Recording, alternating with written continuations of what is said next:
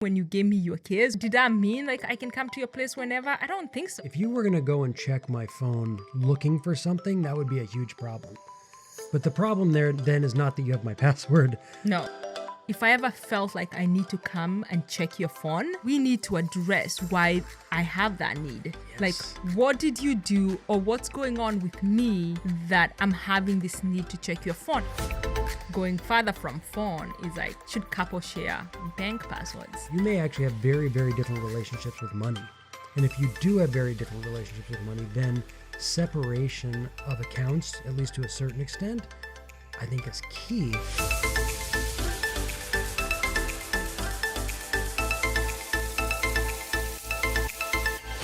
Going further from phone is like, should couples share bank passwords?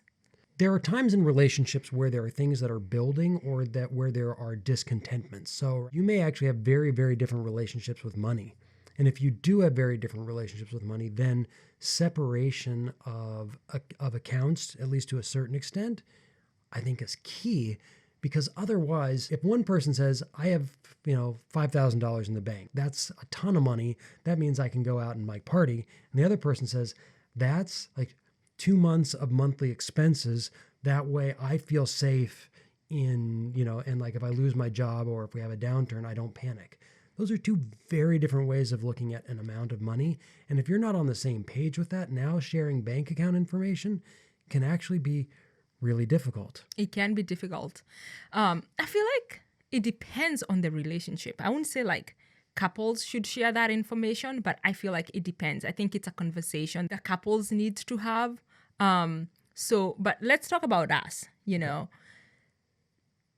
We've been dating for almost 4 years now.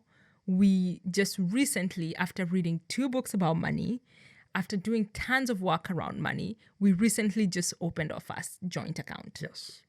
So I actually don't know your bank password, but I have your PIN. If I think about it, I know that I know it. You could take my debit card and go get some money. Correct. But you can't necessarily log in on my bank account. And that's actually the same with me. Not that I would have, like, what in the world would I do with that information? Yeah. Like, if I really need to know, like, hey, how much money do you have? I would ask you. If you wanted me, how much is in your bank account? I would just tell ask. you. But when we were living in Kenya and we needed to have cash, mostly because we paid things in cash, is that you were going to withdraw money. I would just give you my card. Or if I was going into town, you'd just give me your card and I would get the money. Yep. So we know each other's pins to our bank accounts, Yep. To the bank accounts. And I just feel like there needs to be so much trust, because I could go to the bank and withdraw your money. Yeah, but to me, like, I almost feel like that's not so much trust, because the things that you could do that would be a breach of that trust would be like shocking things, like if you like went and stole like whatever you can pull out, $300, $500, whatever the maximum you can withdraw on my bank card is, would you just go and take that money from me? Like that would be crazy to me. It will be crazy. It will be crazy in any relationship. And I think that's why it's not a big deal for me knowing that you have my PIN to my bank account, because I trust that you're not going to withdraw money that you haven't asked about. That would just the weirdest thing. That's so weird. That would be like, I can't imagine. I can't even come up with an analogy of how weird that is. But I also want to be like sensitive that that's not necessarily always the case, even in relationships where people are really trying to make something work when there are challenges, because there's a lot of relationships where there's a lot of pain or distrust or whatever that are actually worth working on and fighting for and developing those capacities. And then sometimes they're just super toxic, they're abusive in some ways, and someone needs to get out.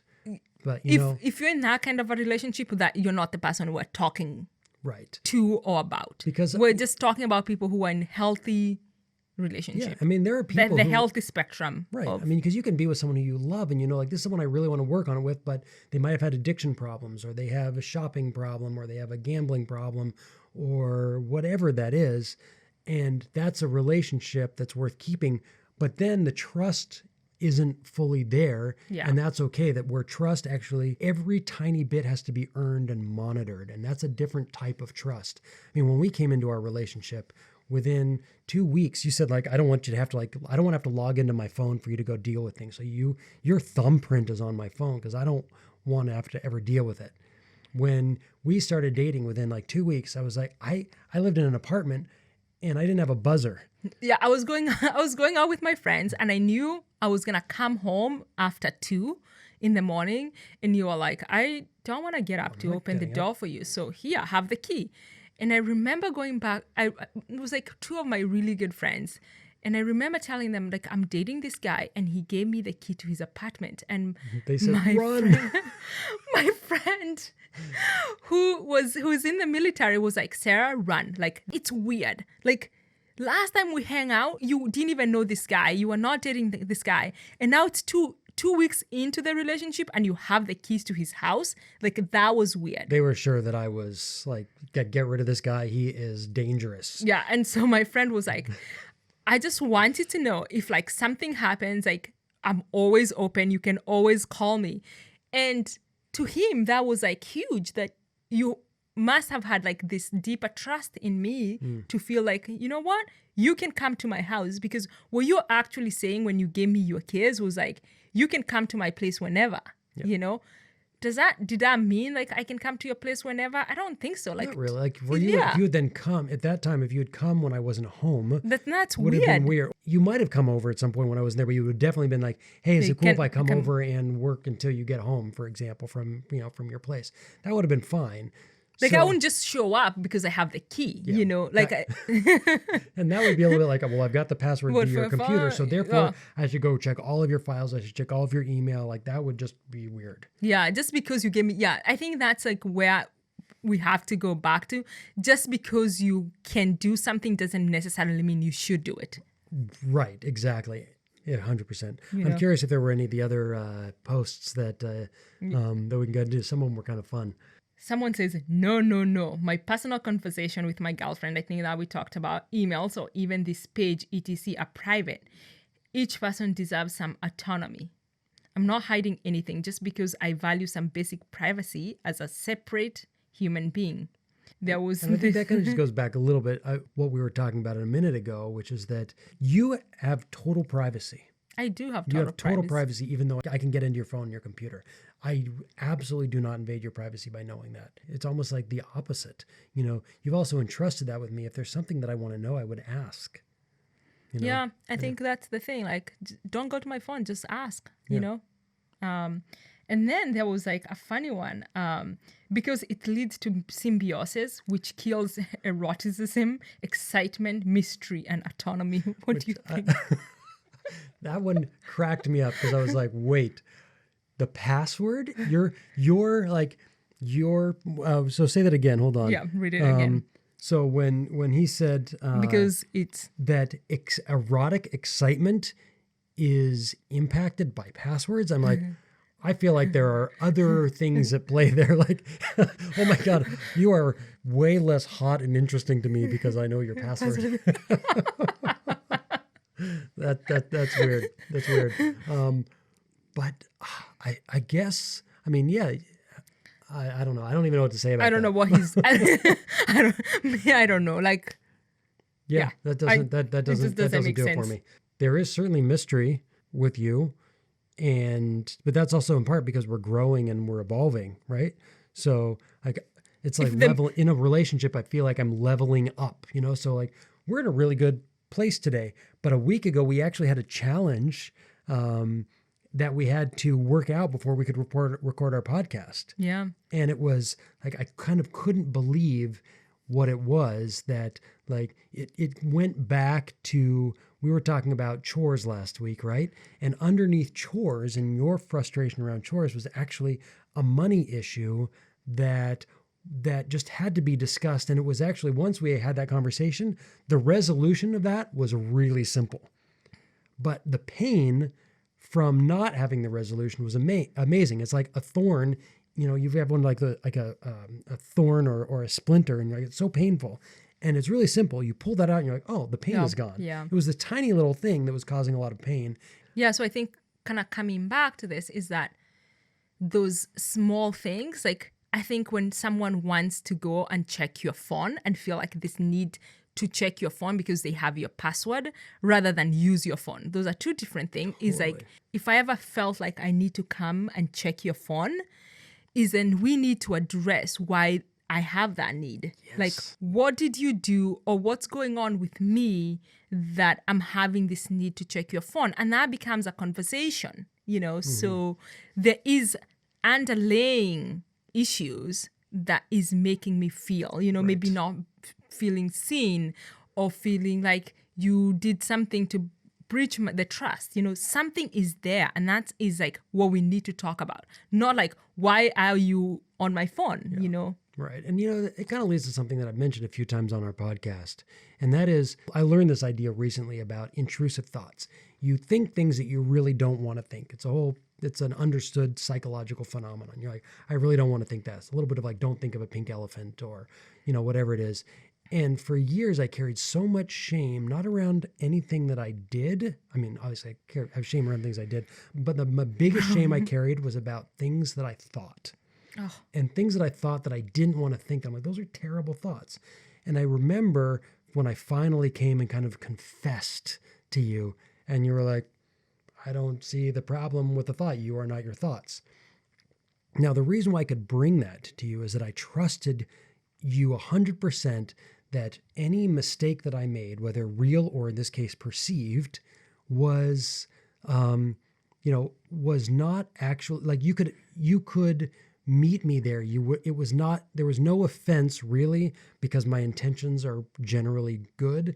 That was something like you weren't willing to engage on. It's like, we've talked about like deal breakers also on this podcast. And I guess we kind of have deal breakers, but mostly we don't really have deal breakers because we are willing to go through and do the work. And I think that's something that's pretty unique and special. And so I feel like when we're talking about this trust, it's also like, I'm not a young man anymore. I've had relationships before and they were difficult. And this is something that's so unique that I can trust you, not only with everything, I can trust you with my mistakes. And that's such a huge one. And that just can't be overlooked, Yeah, I think it comes back to that trust. Like, do you trust that you can go to your partner with intrusive thoughts? Because we all have them, And I didn't know that people had those. I was like, I still can't believe that I didn't know that I was like the only person that if you think something that doesn't like mean you're going to hell or something. Yeah, I was like, I think when I like made a joke, I was like, I have those all the time because at that time I was driving to school and it would take me an hour and a half sometime to get to class. And I was just like, sometimes I'm driving and I'm just like, people are crossing the road and I'm like late and I'm just like, people just cross faster, or like I want to run them over, and just because I think about running them over doesn't mean that I'm gonna run them over, and So I am not my thought. Like, I have weird thoughts doesn't mean like I act on them, so I feel, but kind of coming back is that basis of trust. And even at the beginning of like, are we going to stay together or not? Like, there was a time where we were, in millimeters from breaking up. And even then it was like the intention was never kind of really holding anything back. Like, you were the one who was going to break it off. And that was never anything like I was going to hold against you or anything like that. It was like, okay, you were struggling with how are we really going to move forward? There was a challenge that you had with me that I hadn't resolved. And then when we could kind of really go through, it was like, okay, we don't have to hold those things.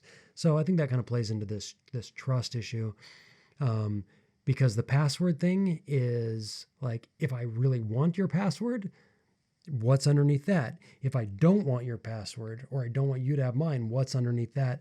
A lot of these things that we even talk about here are, it's the how are you getting into it and kind of what is the underlying intention. And if you want something or don't want something, like what is causing you to have that particular need or desire?